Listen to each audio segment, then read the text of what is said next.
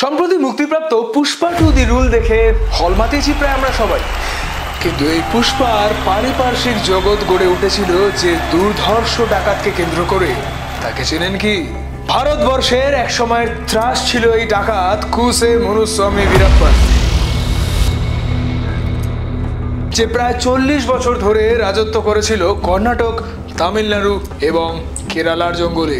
Notorious এই ডাকাতকে ধরতে ভারত সরকারকে ব্যয় করতে হয়েছিল প্রায় 200 কোটি কোটি টাকারও বেশি। প্রায় 10,000 কেজির চন্দন কাঠ চুরি, 2000 হাতিকে মেরে তাদের দাঁত উপড়ে নেওয়া, কর্ণাটকের সুপারস্টারকে অপহরণ থেকে শুরু করে প্রায় 190 জন মানুষকে নির্মমভাবে হত্যা করা এই বীরাপ্পানকে জীবিত অথবা মৃত অবস্থায় ধরতে ভারত সরকারকে একসময় 5 কোটি টাকার অর্থমূল্য ঘোষণা করতে হয়েছিল। তাহলে জেনে নেওয়া যাক কর্ণাটকের এক সাধারণ গ্রামীণ যুবক থেকে ভারতবর্ষের এক সময়ের ত্রাস হয়ে ওঠা বীরাপ্পানের কাহিনী। বর্ন অফ আ কিলার। 18 জানুয়ারি 1952 কর্ণাটকের গোপীনাথম গ্রামের এক দরিদ্র পরিবারে জন্ম হয় কুসে মুনুস্বামী বীরাপ্পানের। ছোটবেলা থেকেই দরিদ্রতার মধ্যে বড় হওয়া বীরাপ্পানের ছিল যেন তেন প্রকারেণ বড় হওয়ার প্রবল আকাঙ্ক্ষা। তার বাবা ছিলেন একজন সাধারণ গবাদি পশুপালক, কিন্তু কাকা ছিলেন জঙ্গলের চোরাচালানকারী। তাই শুরু থেকেই বাবার তুলনায় কাকার সাথে সময় বেশি কাটতো তার। ছোটবেলা থেকেই খেলাধুলা থেকে অনেক দূরে সরে কাকার সাথে জঙ্গলে ঘুরে ঘুরে সে জঙ্গলের চোরাচালানকারীদের সাথে বন্ধুত্ব তৈরি করত। মাত্র 10 বছর বয়সে যখন হাতে ব্যাট বল নিয়ে মাঠে খেলতে নামার কথা, ঠিক সেই বয়স থেকেই হাতে বন্দুক নিয়ে হাতি শিকারের কাজে বেরিয়ে পড়ে বীরাপ্পান। নিখুঁত নিশানা এবং দৃঢ় মানসিকতার জোরে মাত্র 12 বছর বয়সে এলাকার সেরা হাতি শিকারীর খেতাব জোটে তার। কিন্তু অতি যত্নে ভেতরে জমিয়ে রাখা অপরাধের বারুদে বিস্ফোরণ ঘটে মাত্র 17 বছর বয়সে, যখন সে এক ফরেস্ট অফিসারের মাথায় গুলি করে এলাকায় চাঞ্চল্য ছড়িয়ে দেয়। এর ঠিক 1 বছর পরে অর্থাৎ 18 বছর বয়সে সে কাকার দল ছেড়ে নিজের একটি দল গঠন করে। কিন্তু বীরাপ্পানের এই দ্রুত গতিতে উত্থান মেনে নিতে পারে না এলাকার বাকি চোরাচালানকারীরা। ফলে পুলিশের সাথে হাত মেলায় তারা। চৌপাট হয়ে যেতে থাকে বীরাপ্পানের একের পর এক বিজনেস ডিল। এর কারণ এক সময় এসে পৌঁছায় বীরাপ্পানের কাছে। সে বুঝতে পারে সময় হয়ে এসেছে ভেতরের আসল খুনে পশুটিকে জাগিয়ে তোলার। সে একের পর এক চোরাচালানকারী আর তার পথে বাধা হয়ে দাঁড়ানো পুলিশ অফিসার আর ফরেস্ট অফিসারদের মারতে শুরু করে সে। ফলে অল্প সময়ের মধ্যেই তার আতঙ্ক কর্ণাটকের জঙ্গল ছাড়িয়ে তামিলনাড়ুর জঙ্গলে ছড়িয়ে পড়ে। এরপর নিজের দল ভারী করতে প্রায় 100 জন বেআইনি শিকারীর একটি দল গঠন করে সে। বীরাপ্পানের করে চলা লাগাতার হাতি শিকারে জঙ্গলে হু হু করে কমতে থাকে হাতির সংখ্যা। ফলে 2 রাজ্যের সরকার মিলে সিদ্ধান্ত নেয় জঙ্গলে ফরেস্ট অফিসারের সংখ্যা বাড়িয়ে তোলার এবং রাজ্যসভায় বিল পাশ করে নিষেধাজ্ঞা জারি করে হাতির দাঁতের সমস্ত জিনিসের উপর। দিন দিন হাতির দাঁতের চাহিদা কমতে থাকায় বীরাপ্পান বুঝতে পারে যে এবার এই ব্যবসা ছেড়ে অন্য ব্যবসার পথে পা বাড়াতে হবে। Stepping into sandalwood smuggling. ভারতীয় সংবিধানের নিয়ম অনুসারে দেশের জঙ্গলের যাবতীয় চন্দন কাঠের দায়িত্ব একমাত্র সরকারের। অন্য কারোর এই কাঠ কাটা বা বিক্রি করা সম্পূর্ণ আইন বিরুদ্ধ কাজ। কিন্তু বীরাপ্পানের রাজত্বে এইসব নিয়ম একদম খাটলো না। সরকারের নাকের ডগা দিয়ে সে শুরু করে দিল বেআইনি স্মাগলিং। কিছু সময়ের মধ্যে সে হাত মেলালো বিদেশি ক্লায়েন্টদের সাথে আর বিদেশে এই চন্দন কাঠ রপ্তানি করতে লাগলো, কারণ বাইরে এই চন্দন কাঠের চাহিদা ছিল গগনচুম্বী। পুলিশ ব্যারিকেড, পুলিশি হানা এবং সার্চ অপারেশন সবকিছুই শেষমেশ বীরাপ্পানের লোকবল আর প্ল্যানিং এর কাছে নত স্বীকার করলো। সেই সময় যে সমস্ত ফরেস্ট অফিসার বীরাপ্পানকে ধরতে জঙ্গলে প্রবেশ করত, তাদের মধ্যে অধিকাংশই আর প্রাণ নিয়ে জঙ্গল থেকে ফেরত আসতে পারতো না। হ্যাঁ, ঠিক এমনই ছিল কর্ণাটক আর তামিলনাড়ুর জঙ্গলে বীরাপ্পান রাজ। পুষ্পা সিনেমায় পুষ্পারূপী আল্লু অর্জুনকে ধরতে যেমন আবির্ভূত হয়েছিলেন এসপি ভবর সিং শেখাওয়াত, ঠিক তেমনই বীরাপ্পানকে ধরতে এলেন আইএফএস অফিসার পি শ্রীনিবাস। টানা 3 বছর নিজের সমস্ত ইনসাইডার এবং ইনফরমারকে কাজে লাগিয়ে অবশেষে 1986 সালে বীরাপ্পানকে পুলিশ তাদের জালে আটক করতে সক্ষম হয়। কিন্তু বীরাপ্পানের পাওয়ারও ততদিনে গগনচুম্বী। কিছুদিনের মধ্যেই পুলিশের চোখে ধুলো দিয়ে পুলিশি হেফাজত থেকে পালায় সে, আর তারপরে সে শুরু করে নিজের নৃশংস তাণ্ডব। 1987 সালে সে চিদম্বরম নামের এক ফরেস্ট অফিসারকে কিডন্যাপ করে খুন করে এবং পুলিশকে এই বার্তা দেয় যে বীরাপ্পানের সাথে পাঙ্গা নেওয়ার পরিণতি এরকমই সাংঘাতিক। কিন্তু আইএফএস অফিসার পি শ্রীনিবাস বীরাপ্পানের এই হুমকিতে ভয় পেলেন না। ফলে শুরু হলো এক নতুন খেলা, পি শ্রীনিবাস ভার্সেস বীরাপ্পান। বীরাপ্পানকে ধরতে এক অভিনব কৌশলের আশ্রয় নেয় শ্রীনিবাস। সে সরকারি টাকায় গ্রামে একের পর এক স্কুল, স্বাস্থ্যকেন্দ্র, টিউবওয়েল স্থাপন করতে থাকে। এমনকি গ্রামের বহু বেকার যুবকদেরও কর্মসংস্থানের ব্যবস্থা করে দেয় সে। খোদ বীরাপ্পানের বোন মারিও শ্রীনিবাসের সাহায্যে একটি ওষুধের দোকানে কাজ পায়। শ্রীনিবাসের এই মাস্টার প্ল্যান সফল হয় খুব শীঘ্রই। সে ধীরে ধীরে গ্রামের মানুষের মন জয় করতে থাকে। ফলে বীরাপ্পানের সকল যাবতীয় গোপন ডেরা ও পালাবার পথ সম্পর্কে জরুরি খুঁটিনাটি বিষয় একত্রিত করতে থাকে সে। একটা সময় এমন আসে যে বীরাপ্পানের একের পর এক সঙ্গী গ্রেফতার হয় পুলিশের হাতে। এমনকি বীরাপ্পানের প্রায় 1.5 কোটি টাকার একটি বিজনেস ডিল হাতে নাতে ধরে ফেলে শ্রীনিবাস। ফলে বলাই বাহুল্য যে বীরাপ্পানের চরম শত্রুতে পরিণত হয় এই পি শ্রীনিবাস। আগুনে ঘি যেমন ঝলসে ওঠে, ঠিক তেমনি এই শত্রুতাও চরমে পৌঁছায় যখন হঠাৎই একদিন বীরাপ্পানের বোন মারি আত্মহত্যা করে বসে। কানে আসে শ্রীনিবাসের সাথে মারির শারীরিক সম্পর্ক ছিল এবং তার জেরেই গর্ভবতী হয় মারি। কিন্তু পরে বাচ্চার দায়িত্ব নিতে অস্বীকার করায় আত্মহত্যার পথ বেছে নেয় বীরাপ্পানের বোন মারি। স্থির করে নেয় সে যেভাবেই হোক শ্রীনিবাসকে খুন করবে। ঠিক যেমন ভাবা তেমনি কাজ। কিছুদিন অপেক্ষা করার পরেই একটি ফাঁদ পাতে বীরাপ্পান। সে তার নিজের ছোট ভাই অর্জুননকে পাঠায় শ্রীনিবাসের কাছে। অর্জুনন শ্রীনিবাসের কাছে গিয়ে বলে বীরাপ্পান সারেন্ডার করতে চায় এবং বীরাপ্পান চায় যে দলের বাকির আর কারো কোনো ক্ষতি যেন না হয়। তাই বীরাপ্পান একাই জঙ্গলে আসবে আর বীরাপ্পানকে ধরতে শ্রীনিবাসকেও জঙ্গলে একাই আসতে হবে তাকে অ্যারেস্ট করার জন্য। জয়ের নেশায় মত্ত হয়ে শ্রীনিবাস আর কোনো কিছু না ভেবে বীরাপ্পানকে অ্যারেস্ট করতে জঙ্গলে পৌঁছে যায়।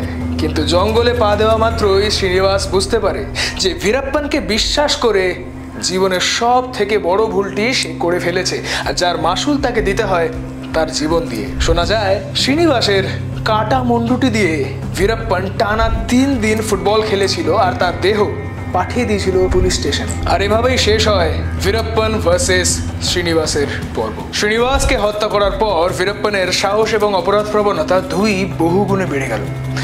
বীরাপ্পানের এই আতঙ্কের প্রভাব কমানোর জন্য 1992 সালে কর্ণাটক এবং তামিলনাড়ু সরকার মিলে যৌথভাবে একটি জয়েন্ট স্পেশাল টাস্ক ফোর্স গঠন করে, যার নেতৃত্ব দেওয়া হয় আইপিএস ওয়াল্টার দেবরামকে। নেতৃত্ব পাওয়ার কিছু সময় পরেই আইপিএস ওয়াল্টার দেবরাম এবং এসআই শাকিল আহমেদের টিম কর্ণাটকের জঙ্গলে বীরাপ্পানের দলের অন্যতম সদস্য এবং দলের মাস্টার মাইন্ড গুরুনাথনকে এনকাউন্টার করে। এবার এই হত্যার বদলা নিতে আবারও একটি ফাঁদ পাতে বীরাপ্পান। সে মার্কেটে হাতির দাঁতে ডিলিং এর ভুয়ো খবর ছড়িয়ে দেয়। স্পেশাল টাস্ক ফোর্সের কানে আসে যে এই ডিলিং এ নাকি খোদ বীরাপ্পান উপস্থিত থাকবে। ব্যাস, এই খবরকে সত্যি ভেবেই অপারেশন চালাতে গিয়ে এসআই শাকিল আহমেদ সহ 8 জন স্পেশাল টাস্ক ফোর্স অফিসার মারা যায়।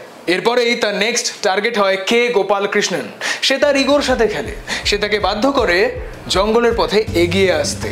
পুলিশের এই আক্রমণকেও ল্যান্ডমাইন দিয়ে উড়িয়ে দেয় বীরাপ্পান এবং এই অপারেশনে কে গোপালকৃষ্ণন সহ 22 জন এসটিএফ মেম্বার মারা যায়। বীরাপ্পানের এই ভয়াবহ আক্রমণে নড়ে ওঠে এসটিএফ এর ভিত।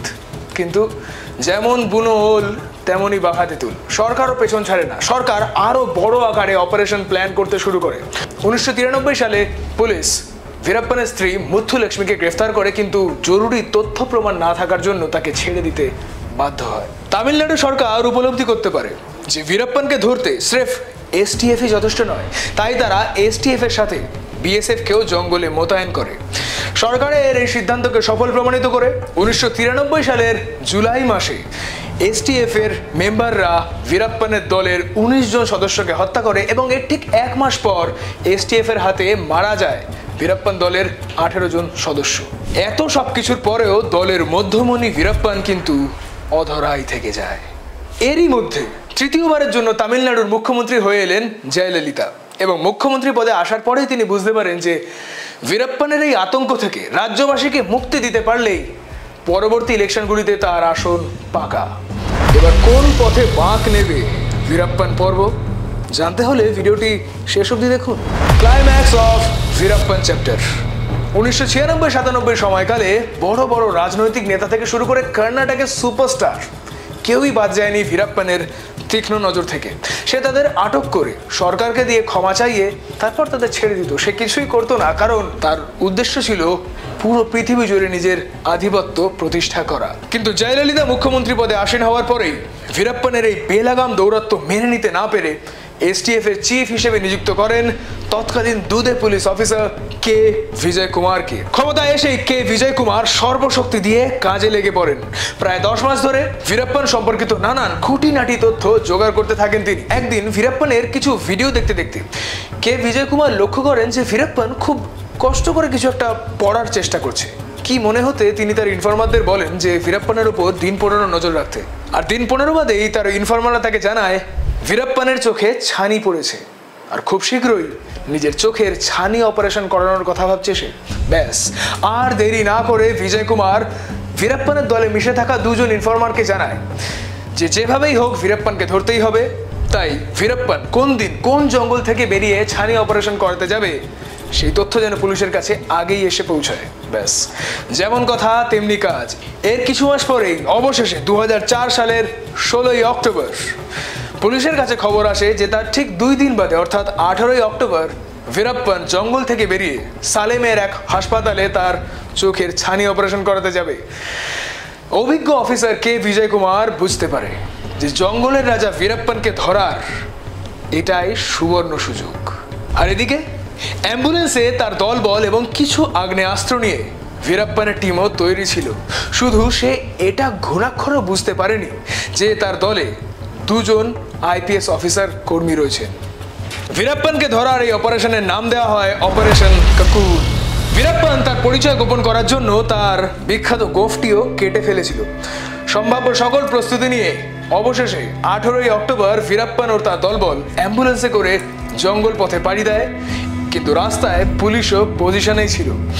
কে বিজয় কুমার তার আইপিএস অফিসারদের বলে রেখেছিলেন যে অ্যাম্বুলেন্স ওয়ার জোনে ঢোকার আগেই তারা যেন গাড়ির ফগ লাইট জ্বালিয়ে দেয়, তাহলে সে বুঝতে পারবে যে অন্ধকার রাতে ভীরাপ্পানের গাড়ি ওয়ার জোনে প্রবেশ করেছে। অবশেষে এলো সেই চরম মুহূর্ত। অ্যাম্বুলেন্স ওয়ার জোনে ঢোকার সাথে সাথেই একটি আগ বোঝাই গাড়িকে রাস্তার মাঝ বরাবর দাঁড় করিয়ে দেয় এসটিএফ অফিসাররা। আর তার সাথে সাথেই ব্রেক কষে গাড়ি থেকে লাফ দিয়ে পড়ে গাড়ির ড্রাইভার ও হেল্পার এবং বাকি অফিসারদের সাথে মিশে যায়। ভীরাপ্পান ও তার সঙ্গী সাথীরা গাড়ির মাঝেই আটকে পড়ে। একসময় পুলিশ অ্যানাউন্স করে ভীরাপ্পানকে সারেন্ডার করতে বলে, কিন্তু নামটা কুসে মনুস্বামী ভীরাপ্পান। গাড়ির ভেতর থেকে ভীরাপ্পান ও তার সঙ্গী সাথীরা গুলি চালাতে শুরু করে। পাল্টা পুলিশও গুলি চালাতে বাধ্য হয় এবং কিছুক্ষণ পর গুলির আওয়াজ থেমে গেলে পুলিশ বুঝতে পারে যে ওপারের ভবলীলা সাঙ্গ হয়েছে। তখন নির্ভয়ে গিয়ে পুলিশ ভীরাপ্পানের গাড়ির গেট খুলে দেখে যে গাড়িতে নিজের সঙ্গী সাথীদের সাথে পড়ে রয়েছে ভারতবর্ষের বুকে সাড়া জাগানো সেই দুধে ডাকাত ভীরাপ্পানের নিথর দেহ। ভীরাপ্পানের এনকাউন্টারের খবর জনসমক্ষে পৌঁছালে কর্ণাটক এবং তামিলনাড়ুর গ্রামে গ্রামে শুরু হয়ে যায় উৎসবের রেশ। হ্যাঁ, ঠিক এমনই ছিল রাজ্য জুড়ে ভীরাপ্পানের আতঙ্ক। আপনারা পুষ্পা সিনেমাটি দেখে থাকলে বুঝতে পারবেন যে পুষ্পা সিনেমার এই গল্প আসলে অনেকটাই ভীরাপ্পানের জঙ্গল জীবন এবং তার চন্দন কাঠ স্মাগলিং থেকেই অনুপ্রাণিত।